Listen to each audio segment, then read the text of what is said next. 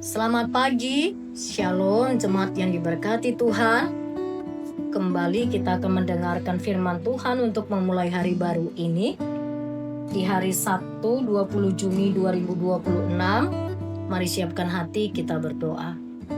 Ya Tuhan, kami bersyukur untuk hari yang baru yang Tuhan berikan bagi kami. Kembali memulai hari ini kami mau mendengarkan kebenaran firman-Mu. Berbicaralah Engkau ya Tuhan, kami siap untuk mendengarkannya. Dalam nama Yesus kami berdoa, amin. Pagi ini firman Tuhan dari surat Filipi pasal 2 ayat 19 sampai 30. Saya membaca jemaat Tuhan ayat 19 sampai 30, tapi saya fokus di dua ayat, yaitu ayat 22 dan ayat 30. Demikian firman-Nya. Kamu tahu bahwa kesetiaannya telah teruji dan bahwa ia telah menolong aku dalam pelayanan Injil sama seperti seorang anak menolong bapaknya. Ayat 30, sebab ia nyaris mati karena pekerjaan Kristus dan ia mempertaruhkan nyawanya untuk memenuhi apa yang masih kurang dalam pelayananmu kepadaku. Amin. Teladan tidak bicara teori. Teladan tidak bicara teori. Itu yang menjadi tema firman Tuhan bagi kita pada pagi hari ini. Seringkali dilewati dalam khotbah karena sekilas sepertinya terdapat seperti sebuah catatan ya. Dalam bagian pasal 2 ayat 19-30 ini seringkali kita masuk langsung ke inti tentang bagaimana Timotius. Tetapi hari ini ada sebuah pelajaran penting bagi kita jika kita bedah lebih dalam. Bagian ini adalah sebuah penerapan yang konkret, bicara tentang bagaimana kerendahan hati yang baru saja diajarkan Paulus. Kalau di ayat sebelumnya, di ayat 1-11, Paulus ingin menunjukkan bahwa karakter mengosongkan diri dan memperhatikan kepentingan orang lain bukan sekedar teori yang muluk-muluk, melainkan bisa dihidupi oleh manusia biasa. Siapa manusia biasa? Kali ini Paulus bicara tentang Timotius sebagai anak rohaninya dan Epaphroditus. Timotius dan Epaphroditus. Banyak orang Kristen hebat dalam berteori tentang kasih, tentang pengorbanan, tentang pelayanan. Namun ketika teori itu harus diterjemahkan dalam tindakan sehari-hari, seringkali menjadi mundur. Di pasal 2 ayat 1-11, Paulus berbicara tentang Kristus yang mengosongkan dirinya demi saya, demi kita. Dan ayat 19-30 ini, Paulus membawa kita turun ke bumi. Ia memperkenalkan dua orang yang biasa, yang berhasil menghidupi gaya hidup Kristus, yaitu Timotius dan Epaphroditus. Apa yang dilakukan oleh Timotius? Timotius adalah teladan kesetiaan, yaitu tentang kepedulian. Jadi bicara tentang teladan, jemaat terkasih, stop bicara tentang teori-teori.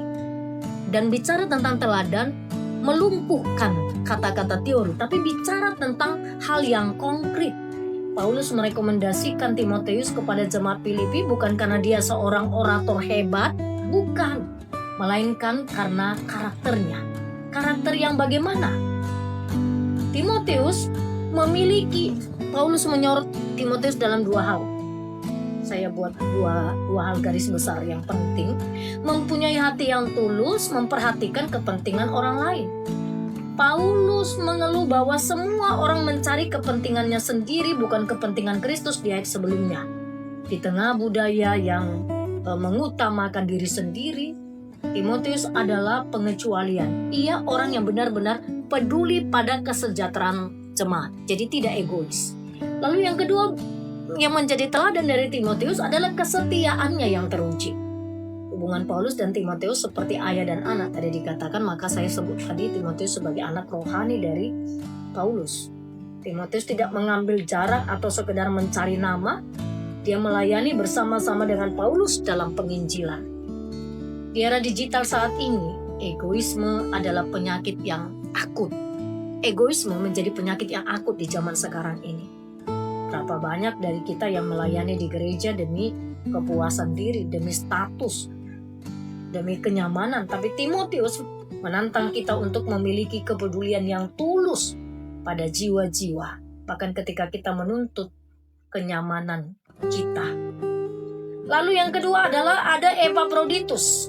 Teladan yang diberikan adalah sebuah pengorbanan tanpa batas. Tadi kita katakan, sesungguhnya Epaphroditus itu tampaknya adalah jemaat biasa, tapi diutus ke Filipi untuk membawa bantuan dana kepada Paulus di penjara. Namun Paulus menyebutnya dengan gelar yang sangat terhormat, saudaraku, teman sekerja, teman seperjuanganku. Itu yang disebut Paulus di ayat 25. Jadi Epaphroditus berani mengambil resiko demi pekerjaan Tuhan. Epaphroditus jatuh sakit dalam perjalanan, bahkan dikatakan bukan sakit biasa, nyaris mati. Ia mempertaruhkan nyawanya demi melayani Paulus. Lalu yang kedua teladan dari Epaphroditus, hati yang lebih memikirkan orang lain daripada dirinya sendiri. Bahkan ketika dia sakit, dia justru gelisah karena tahu jemaat Filipi mendengar kabar sakitnya. Jadi dia tidak ingin membuat orang lain cemas. Ini adalah puncak dari sifat yang tidak egois dari Epaphroditus. Jemaat yang diberkati, apa yang dapat kita pelajari untuk kita lakukan lewat firman Tuhan pada hari ini? Yang pertama, apakah kita lebih mirip dengan orang-orang di ayat yang sebelumnya, ayat 21 dikatakan hanya mencari kepentingan sendiri, butuh validasi. Bahkan kita ciut, bahkan kita lemah ketika kita tidak mendapat validasi, ketika kita tidak mendapat pujian. Jika menurut kita sudah melakukan pelayanan. Hari ini kita belajar supaya kita menjadi orang yang berhenti dalam teori, tapi konkret. Injil itu dinyatakan lewat keteladanan kita. Yang kedua, apakah kita mau belajar seperti Timotius dan Epaphroditus yang mendatangkan sukacita bagi Tuhan dan sesama melalui tindakan nyata? Jadi, jika Yesus adalah Tuhan, menjadi manusia bagi kita adalah sesuatu yang wajar. Karena jika dia bisa sempurna dalam berkorban, dia adalah Tuhan. Namun hari ini kita harusnya gelisah karena Paulus menyodorkan nama Timotius dan Epaphroditus. Oleh sebab itu jujur jemaat Tuhan, kita kehabisan alasan. Mereka adalah manusia biasa seperti kita. Bisa lelah, bisa sakit, punya keterbatasan, namun mereka memilih hidup berbeda. Marilah, dengan kekuatan Tuhan, kita pasti dimampukan. Seperti keteladanan Timotius dan Epaphroditus, mereka memilih hidup berbeda. Amin. Kita berdoa. Bapa Surgawi, terima kasih firman-Mu sudah kami dengarkan. Berilah kami kekuatan untuk menghidupi kebenaran firman-Mu. Bicara tentang keteladanan artinya kami berhenti dengan teori-teori, tapi bagaimana kehidupan yang konkret agar kami berbeda dari dunia meskipun kami ada di dunia. Materaikanlah firman-Mu Tuhan agar hati kami satu hari ini menghidupi kebenaran firman. Segala aktivitas satu hari ini Tuhan sertai kami, agar hari ini juga kami hidup berkenan bagi-Mu. Dan kami menyerahkan juga Tuhan untuk anak-anak kami sepanjang hari ini, biarlah terus tetap ada di dalam pemeliharaan. Kami menaikkan syukur pagi ini atas ulang tahun jemaat Tuhan. Ulang tahun kelahiran Febiola Sarumpait hari ini genap 29 tahun. Ada anak kami Preti Letizia Tampu Bolon hari ini genap berusia 15 tahun. Ada Afgani MC Litonga hari ini genap berusia 18 tahun. Bapa yang baik, bertambah usia mereka, bertambahlah kesehatan, bertambahlah damai sejahtera, bertambahlah cinta mereka, kasih mereka kepada Tuhan. Kami juga terus menyerahkan jemaat-Mu yang mengalami kelemahan tubuh. Ada Inang Nyonya Hutapea berusiahaan, Inang Mama Naswa, ada Amang Arifin Nababan, ada Inang Hinsa Buru Tambunan, ada Inang Opung Sipra Buru Panggabian, ada Inang Opung Kepin Buru Hutahuruk. Bapak jemaat-jemaat-Mu yang dalam kelemahan tubuh seluruhnya mereka, kami serahkan kepadamu dan mohon belas kasih-Mu untuk menjamah dan menyembuhkannya.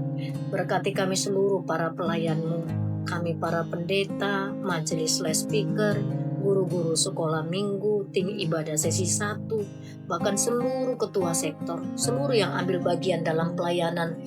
Bapa berkatilah kami, sehingga kami punya telinga seorang murid, hati seorang hamba yang terus mau belajar dari kebenaran firman Tuhan.